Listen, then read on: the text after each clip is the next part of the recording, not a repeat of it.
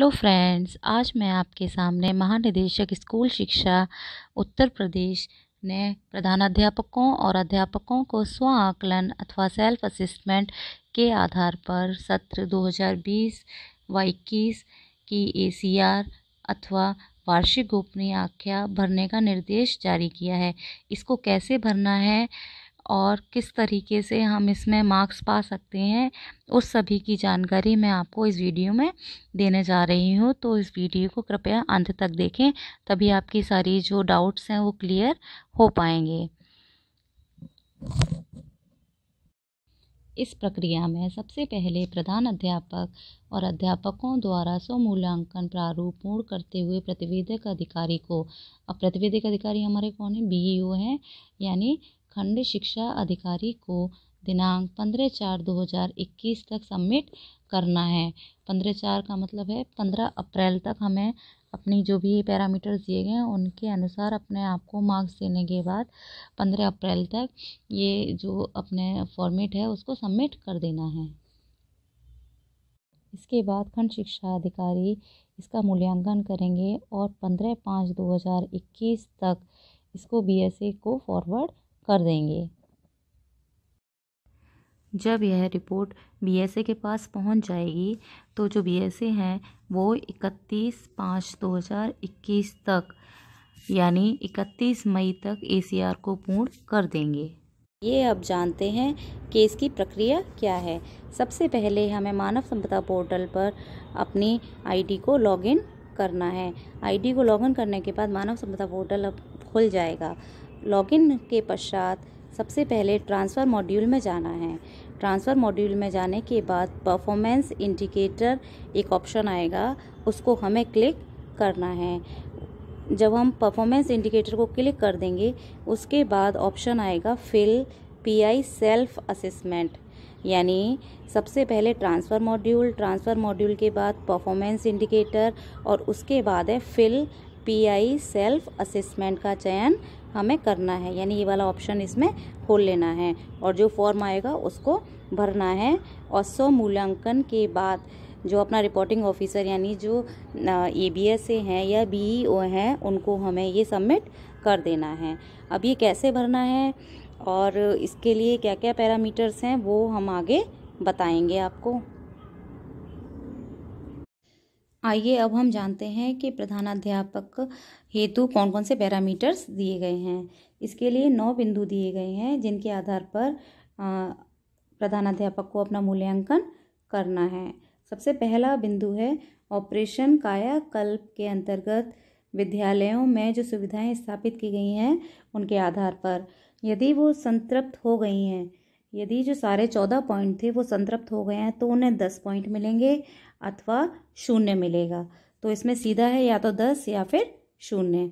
Second point है आख्या वर्ष 2020-21 में विद्यालय में औसत छात्र उपस्थिति यदि 60 से 80% तक है तो 5 मार्क्स और यदि 80 से अधिक है तो 10 मार्क्स दिए जाएंगे। लेकिन यह व्यवस्था सत्र 2020-21 हेतु लागू नहीं है। अब आता है थर्ड पॉइंट जो है वो है प्रधानाध्यापक की औसत उपस्थिति का प्रतिशत। इसमें है 60 से 80% तक यदि उपस्थिति है तो 5 मार्क्स मिलेंगे और 80% से अधिक है तो 10 मार्क्स दिए जाएंगे। लेकिन यह भी 20-21 में लागू नहीं है, ये जब लागू होगी जब टैबलेट अगले सत्र में आ जाएगा तब से यह लागू होगी। Fourth point is learning outcome की अंतिम परीक्षा में सहायक अध्यापक द्वारा पढ़ाए गए विषयों का ग्रेड यदि A+ है तो 20 मार्क्स, A है तो 16 मार्क्स, B है तो 12 मार्क्स, C है तो 8 एंड D है तो 4 मार्क्स। ये सारे मार्क्स दिए जाएंगे। और इसमें जो है वो स्पेशल दिया गया है कि यदि कक्षा में 75% या उससे अधिक छात्र A+ या A कैटेगरी के हैं तो उन्हें उन्हें 20 मार्क्स दिए जाएंगे अथवा उन्हें 0 दिया जाएगा। उसके बाद आता है 5वां पॉइंट, दीक्षा पोर्टल पर वो कितना उपयोग कर रहे हैं। दीक्षा पोर्टल पर यदि छात्र उपयोगी डिजिटल सामग्री का शिक्षण में नियमित प्रयोग कर रहे हैं तो उन्हें 10 मार्क्स दिए जाएंगे। तो इसमें विशेष टिप्पणी दे रखी है कि दीक्षा पोर्टल का उपयोग करते हुए ई पाठशाला के सभी कंटेंट छात्र छात्राओं को उपलब्ध कराने हेतु अभिभावकों के साथ जो डिजिटल सामग्री है तो वो साझा की जा रही है, तो उस पर 10 मार्क्स हैं। नेक्स्ट आता है 6वां है छात्र रिजल्ट कार्ड सभी छात्रों को उपलब्ध कराने के संबंध में। यदि 100% कार्डों का वितरण हो गया है तो 10 मार्क्स हैं। ये है वास्तविक आंकड़ों के आधार पर। नेक्स्ट आता है 7वां पॉइंट है एसएमसी में नियमित बैठकों में प्रतिभाग। यदि एसएमसी में नियमित बैठकों में प्रतिभाग है तो 10 मार्क्स दिए जाएंगे। नेक्स्ट है आपका छात्रों द्वारा पुस्तकालय का प्रयोग। यदि छात्र जो हैं वो पुस्तकालयों का नियमित प्रयोग कर रहे हैं तो 10 मार्क्स उनको दिए जाएंगे। नेक्स्ट है मॉड्यूल आधारशिला ध्यानाकर्षण एवं शिक्षण संग्रह के प्रयोग के आधार पर। यदि जो हमें तीनों मॉड्यूल विभाग से हमें प्राप्त हुए हैं उनको आधार बनाकर हम अपने शिक्षण में वो लागू कर रहे हैं तो उसको 10 मार्क्स हैं, और नहीं कर रहे हैं तो 0 है। ये थे प्रधानाध्यापक द्वारा जो पैरामीटर्स हैं वो हैं, उनको 9 पॉइंट में अपने मार्क्स देने हैं। आइए अब देखते हैं कि सहायक अध्यापकों हेतु कौन कौन से पैरामीटर्स हैं। सहायक अध्यापकों हेतु भी 9 पैरामीटर्स दिए गए हैं जिनके आधार पर स्वमूल्यांकन करना है। सबसे पहले है आउट ऑफ स्कूल बच्चों का सर्वेक्षण एवं नामांकन। यदि उन्होंने अपने गांव में आउट ऑफ स्कूल बच्चों का सर्वेक्षण किया और उसमें कोई बच्चा उन्हें मिलता है तो उन्हें अपने विद्यालय में नामांकन करना है, और यदि नामांकन कर लिया है तो उन्हें मिलेंगे पूरे 10 मार्क्स। नेक्स्ट है आख्या वर्ष 2020-21 में छात्र उपस्थिति।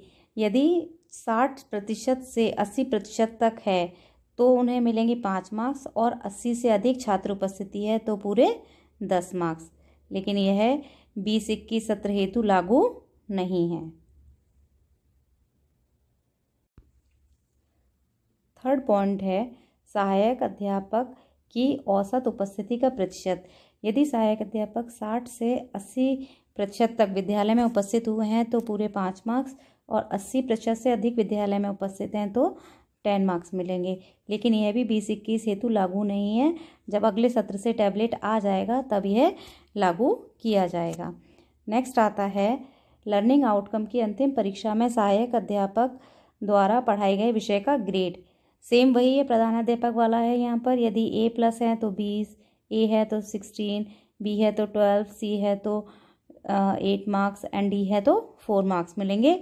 और इसमें यह भी मेंशन है कि यदि कक्षा के 75% या उससे अधिक छात्र A+ अथवा A कैटेगरी में आते हैं तो उन्हें मिलेंगे 20 नंबर, अथवा उन्हें 0 मिलेगा। नेक्स्ट आता है दीक्षा पोर्टल का उपयोग। यदि अध्यापक छात्रोपयोगी डिजिटल सामग्री का शिक्षण में नियमित प्रयोग कर रहे हैं तो मिलेंगे उन्हें 10 मार्क्स मिलेंगे। और साथ में ये भी मेंशन किया गया है कि दीक्षा पोर्टल का उपयोग करते हुए ई पाठशाला के सभी कंटेंट को अभिभावकों के साथ साझा करने पर ही उन्हें 10 मार्क्स मिलेंगे। नेक्स्ट आता है सेवारत नियमित प्रशिक्षण कार्यक्रमों में प्रतिभाग करना। यानी आप अपनी ट्रेनिंग्स कितनी करते हैं, ट्रेनिंग कितनी करी है। प्रशिक्षण में सभी दिन प्रतिभाग करने पर 10 मार्क्स मिलेंगे। निष्ठा के समस्त प्रशिक्षण पूर्ण करने पर 10 अंक दिए जाएंगे। यदि हमारी जो निष्ठा ट्रेनिंग है और उसमें सारे मॉड्यूल्स हमने पूरे किए हैं तो हमें पूरे 10 मार्क्स मिलेंगे। नेक्स्ट है एसएमसी की नियमित बैठकों में प्रतिभाग। जो हर महीने हमारी एसएमसी की बैठक होती है और उसमें हर महीने हम प्रतिभाग करते हैं तो 10 मार्क्स मिलेंगे। नेक्स्ट आता है छात्रों द्वारा पुस्तकालय का प्रयोग। यदि हमारे जो छात्र हैं वो पुस्तकालय का नियमित प्रयोग कर रहे हैं तो 10 मार्क्स मिलेंगे। नेक्स्ट आता है मॉड्यूल, जो तीनों मॉड्यूल हैं आधारशिला, ध्यानाकर्षण और शिक्षण संग्रह के प्रयोग की स्थिति। यदि हम उनको आधार बनाकर कक्षा में शिक्षण करते हैं तो हमें मिलेंगे 10 पॉइंट्स। ये हैं हमारे मुख्य बिंदु जो कि अध्यापक के पैरामीटर्स हैं 14, जिनके आधार पर उन्हें स्वमूल्यांकन करना है। आगे है इसमें खंड शिक्षा अधिकारियों के लिए दिशा निर्देश। खंड शिक्षा अधिकारियों को यह अधिकार प्राप्त है कि यदि वह शिक्षक के स्वमूल्यांकन से संतुष्ट नहीं है या उनको लगता है कि इनके मार्क्स कम होने चाहिए, तो उसको कारण सहित एक टिप्पणी वाला कॉलम होगा, उसमें वो अंकित करेंगे। और इस कारण को हम अपने मानव संपदा पोर्टल पर देख सकते हैं कि उन्होंने क्यों मार्क्स काटे हैं और कारण उसका क्या लिखा है। उसके बाद वो उसको BSA को फॉरवर्ड कर देंगे। BEO को मूल्यांकन हेतु डाटा के क्या स्रोत हैं जिससे वो हमारे मार्क्स को चेक करेंगे, उनके लिए इसमें स्रोत बताए गए हैं। पहला है आउट ऑफ स्कूल बच्चों का सर्वेक्षण नामांकन। वो किस आधार पर करेंगे? शारदा पोर्टल पर उपलब्ध आंकड़ों के आधार पर चेक करेंगे। यदि नामांकन हो गया है सभी बच्चों का तो वो पूरे 10 मार्क्स देंगे आपको, यानी वो एग्री हो जाएंगे कि हाँ 10 मार्क्स देने चाहिए। नेक्स्ट है आख्या वर्ष 2020-21 में औसत छात्र उपस्थिति, ये 20-21 में लागू नहीं है। नेक्स्ट सहायक अध्यापक की औसत उपस्थिति का प्रतिशत, ये भी 20-21 में लागू नहीं है। नेक्स्ट है लर्निंग आउटकम की अंतिम परीक्षा में जो मार्क्स दिए गए हैं उनका ग्रेड के आधार पर कितने कितने मार्क्स दिए जाना है, ये प्रेरणा गुणवत्ता मॉड्यूल के आधार पर वो मूल्यांकन करेंगे। नेक्स्ट है दीक्षा पोर्टल का उपयोग। इसमें भी यही है कि आपको जो नियमित आप प्रयोग कर रहे हैं तो आपको 10 मार्क्स मिलेंगे। जो आप साझा कर रहे हैं सामग्री, व्हाट्सएप ग्रुप जो आपने बना रखे हैं, यदि आप लगातार उस पर भेज रहे हैं सामग्री तो पूरे वो 10 मार्क्स आपको एग्री हो जाएंगे देने के लिए। नेक्स्ट है सेवारत नियमित प्रशिक्षण कार्यक्रम में प्रतिभाग करना। तो हम जो निष्ठा पर जो ट्रेनिंग कर रहे हैं तो आपने चेक भी किया होगा, निष्ठा एक डैशबोर्ड पर हमारे नाम आ जाते हैं कि हमने कौन कौन से मॉड्यूल किस किस डेट में ख़त्म कर लिए हैं। तो निष्ठा डैशबोर्ड जो है उसके आधार पर वो चेक करेंगे कि आपने मॉड्यूल को फिनिश किया है, सभी मॉड्यूल कि नहीं किए हैं। नेक्स्ट आता है SMC की नियमित बैठकों में प्रतिभाग। ये भी प्रेरणा SMC मॉड्यूल के अनुसार वो इसका मूल्यांकन करेंगे। छात्रों द्वारा पुस्तकालय का प्रयोग, यह प्रेरणा गुणवत्ता मॉड्यूल के आधार पर होगा या फिर वास्तविक आंकड़ों के आधार पर भी हो सकता है। तीनों जो मॉड्यूल हैं आधारशिला, ध्यानाकर्षण एवं शिक्षण संग्रह के प्रयोग की स्थिति प्रेरणा गुणवत्ता मॉड्यूल के अनुसार अथवा वास्तविक आंकड़ों के आधार पर। ऑपरेशन कायाकल्प के 14 बिंदु, यदि ये संतृप्त हो गए हैं तो ठीक है, और ये हमें पता चलेगा प्रेरणा ऑपरेशन कायाकल्प मॉड्यूल के अनुसार, तो मूल्यांकन करेंगे इस आधार पर। नेक्स्ट है प्रधानाध्यापक की औसत उपस्थिति जो 20-21 हेतु लागू नहीं है। छात्र का रिजल्ट कार्ड, यदि 100% वितरित हो चुके हैं तो हमें वो पूरे 10 मार्क्स दिए जाएंगे। प्रेरणा समीक्षा मॉड्यूल के आधार पर मूल्यांकन किया जाएगा। और अंत में बेसिक शिक्षा अधिकारी खंड शिक्षा अधिकारियों द्वारा भेजी गई प्रविष्टियों को अंतिम रूप प्रदान करेंगे। यदि आपको मेरे द्वारा दी गई जानकारी नॉलेजेबल लगी हो तो मेरी वीडियो को अधिक से अधिक लाइक करें, शेयर करें एंड मेरे चैनल को सब्सक्राइब करें। Thank you. और मैं आगे भी इससे संबंधित जानकारी आपके लिए लेकर आऊँगी कि मानव संपदा पोर्टल पर इसको कैसे भरा जाता है, यानी हम एक अध्यापक और प्रधानाध्यापक के रूप में मानव संपदा पोर्टल पर अपनी प्रविष्टियों को कैसे अंकित करेंगे, अपना स्वमूल्यांकन कैसे करेंगे। इसकी वीडियो में मैं शीघ्र ही आपके लिए लेकर आऊँगी। इसके लिए आप मेरे चैनल को सब्सक्राइब करें। धन्यवाद।